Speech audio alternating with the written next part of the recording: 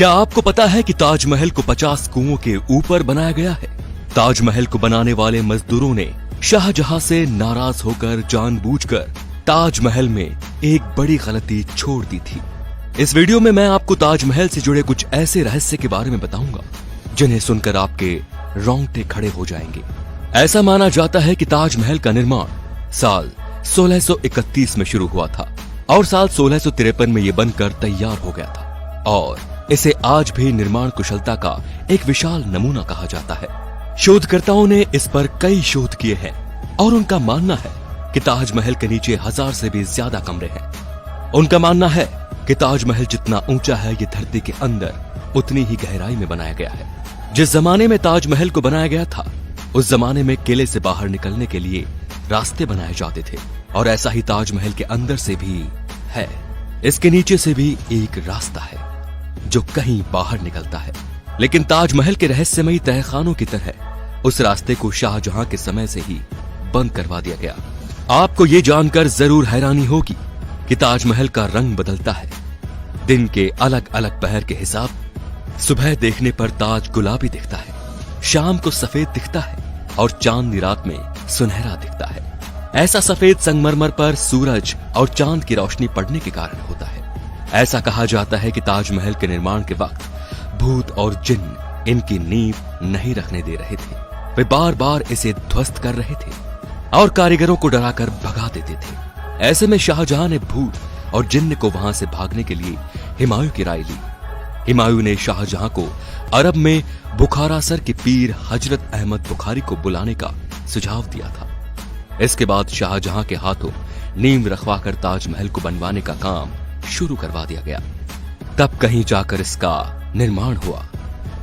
साल 1934 में दिल्ली के एक निवासी ने दीवार पर एक छेद के जरिए ताजमहल के तहखाने में जो कमरे थे उन्हें झांक कर देखा था। उस आदमी ने देखा कि वो कमरा स्तंभों से बना एक बड़ा हॉल था और वो स्तंभ हिंदू देवी देवताओं की मूर्तियों से भरे पड़े थे, जिसे देखकर लगता है कि किसी ने हिंदू मूल को छुपाने का पूरा प्रयास किया था।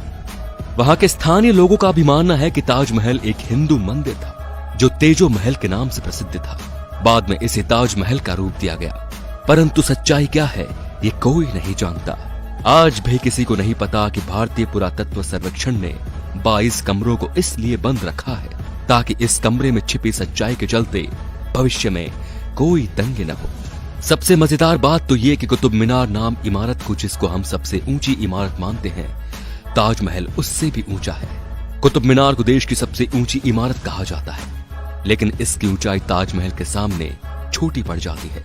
ताजमहल को देखने के लिए एक दिन में सबसे ज्यादा भीड़ इकट्ठी होती है। ताजमहल को देखने के लिए पूरी दुनिया से 12,000 सैलानी हर रोज आगरा की ओर रवाना होते हैं। शाहजहां चाहते थे मुमताज के लिए बने सफेद ताजमहल के बाद वे अपने लिए काला ताजमहल बनवाएं, लेकिन जब उन्हें उनके बेटे ने कैद कर लिया तो उनके लिए सपना एक सपना ही रह गया।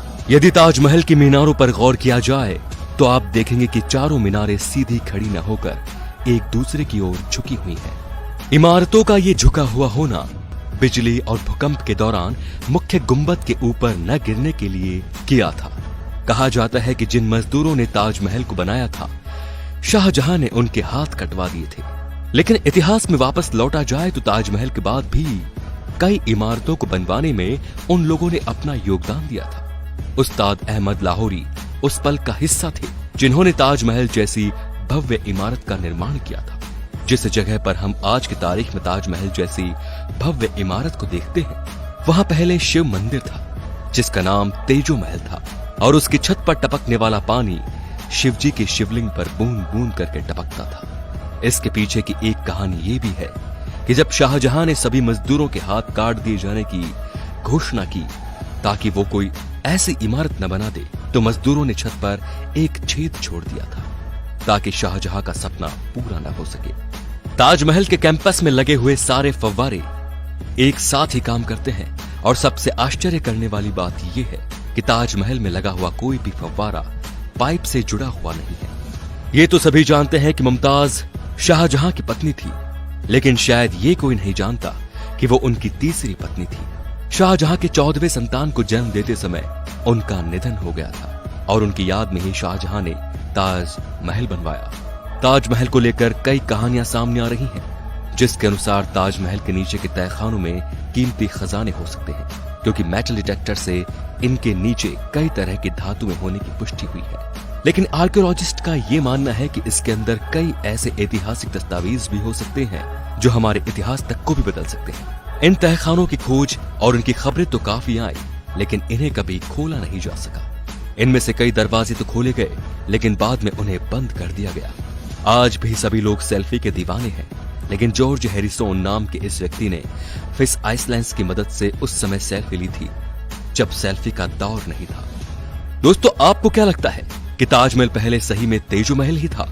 इससे जुड़े कोई साक्ष्य आपके पास हो तो हमें कमेंट करके जरूर बताएं। और अगर आपको हमारी वीडियो अच्छी लगी तो इसको आगे से आगे शेयर जरूर कीजिए, ताकि हम ऐसे और भी ऐसे इंटरेस्टिंग फैक्ट्स आपके सामने लाते रहें। धन्यवाद।